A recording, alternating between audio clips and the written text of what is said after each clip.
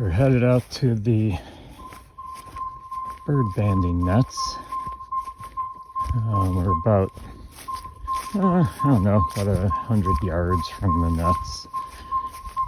Maybe not that far, maybe 100 feet, so a little bit off there. We're try to keep our distance. We don't want a lot of noise disturbing their chances of catching owls. They hear humans around, they hear other things going on. They're not going to fly into the net, they're going to avoid the area. So that's why we try to keep our distance. Into the woods now. Yeah, always fun walking through the woods in the dark. The other night I tripped on a tree stump, didn't see it, and scraped up the leg pretty good. Yeah, that's one of the other things you gotta deal with owl banding. That's the owl call, the lure that you are hearing. Nice calm night. We should be getting some owls tonight. I'm not seeing anything offhand. So a little bit of a breeze tonight. So it is autumn, so we are getting some leaves in the net. If the birds can see the nets, they're not going to fly in. So that's why I always try to clear the leaves out of the nets. These are the mist nets. Yeah, it doesn't look like we're going to get anything this net run. That's too bad. But I will. Let's see, we got to get these leaves out.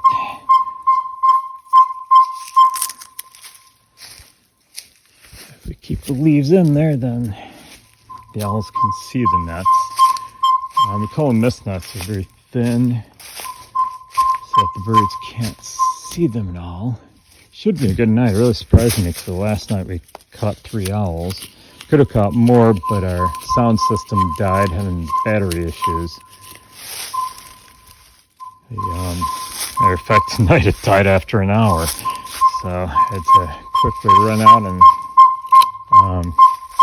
grab another battery. I had a larger battery, so we got that hooked up. Yep, looks like we got a no-go. I'll trip down another route. Shouldn't be talking and working at the same time here. Okay, we're clear of leaves. Oh, got one more. I also like to look around in the brush here to see if sometimes the owls will just kind of hang out. I've never had it happen, but I've heard of other banders who are just like, oh, there's owls sitting on the brush, and they'll just go up and they'll grab the owl right off of the, because once they have a spotlight on them, they pretty much freeze. So you can see there's a few birds. We have 4 nets here, set up in a rectangle, so we just did a full circle. Oh boy, we got a lot of leaves in this net. So we got 4 nets set in a circle. Did I say a circle? Whoops. Set up in a rectangle. We got 2 longer nets, 2 shorter nets. And all the nets, oh boy, this is a tough to get out. You always gotta make sure you get as much as you can out. If you close the nets with a leaf in there, it's gonna be a mess when you open them the next time. Okay, I don't want to stay too long in case there's owls hanging around, but we'll show you real quick our sound system. Rigged up with an extra battery tonight just because I had to put charges on it. This is our box that we carry out into the woods. Got a motorcycle battery in there, a little sound system. This is right here, that's our iPod that has the owl call on. And we have these speakers up on the tree here. So we're going to get out of here in case there's owls hanging out.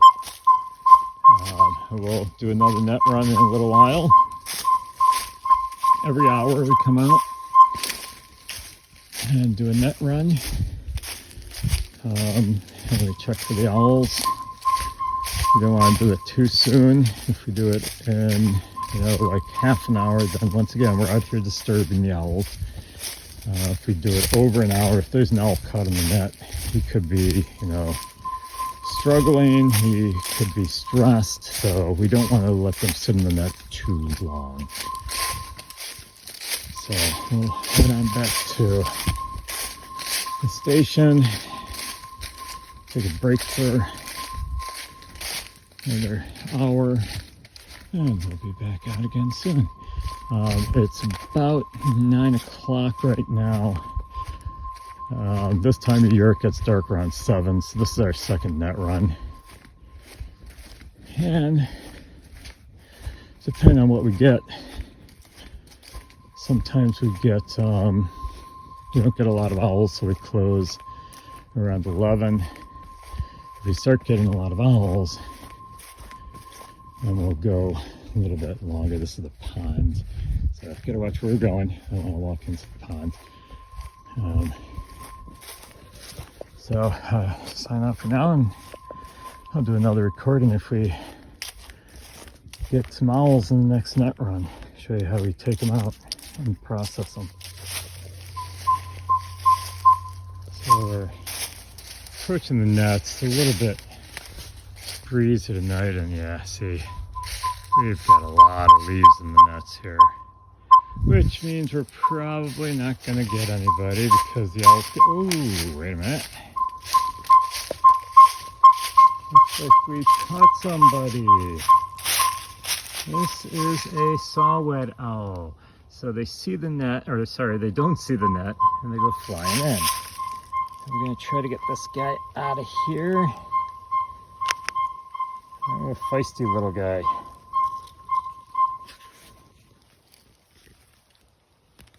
Trying to do this one-handed here.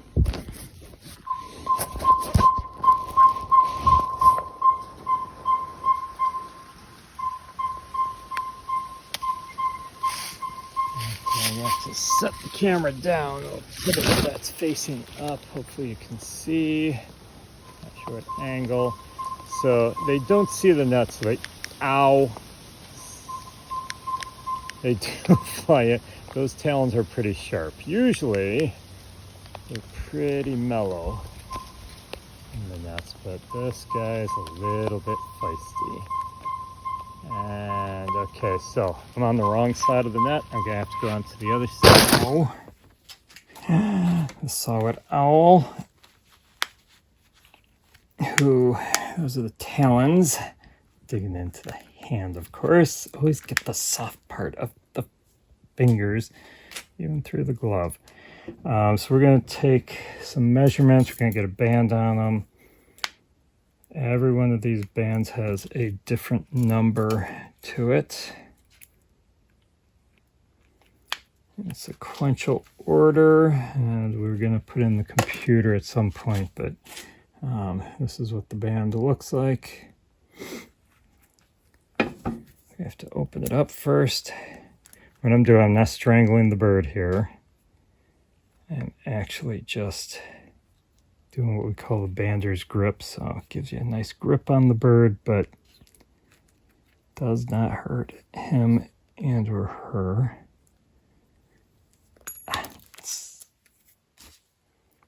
No swearing in the videos. This one's not cooperating. Sometimes they're very gentle. Okay, now we have to get it in. I usually squeeze just a little bit. If you notice, the reason I'm doing this, I don't want to get any of the feathers in there. I have to check to make sure we got a nice seal on it. Spins nicely, so that's a good band. And we're going to take wing, if this guy lets go.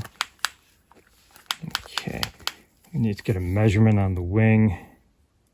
We're at 137. 137 on the wing, so we will record that. I have to get the number of the band. 709. I already have all the other numbers because, like I said, they're in sequential order. And we are going to grab the feet so that he, ow, too late.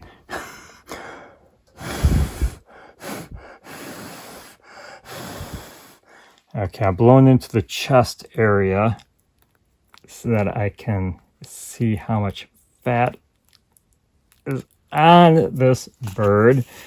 Fat is a 3. Next we are going to try to get a lights. We have a black light here. What we do is we open up the wing. Doesn't always show up good on video. If you notice, everything is red through this area. So it catches all the red. If there were some patches without red, it would be an older bird. This is a young bird. This is a first-year bird. An HY, we call it an HY, so a hatch-year bird.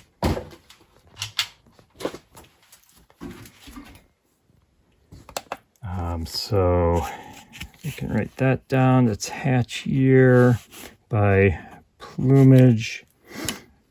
Now we need to get a weight on this bird. First thing we do is we tear it. In other words, zero it out.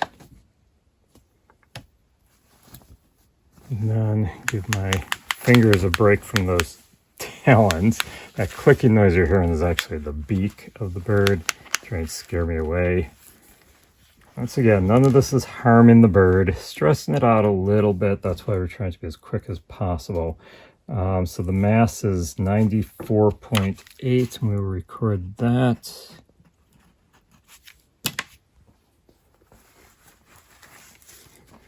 And then we have a chart here. This time I'm going to be smart and reaching with the gloved hand. We have the chart here that shows us the averages. Females are usually bigger and heavier.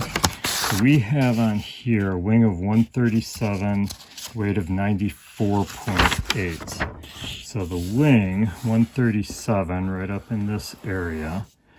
Mass was 94.8, so it's right up in this area right here, which is female. So we have a female.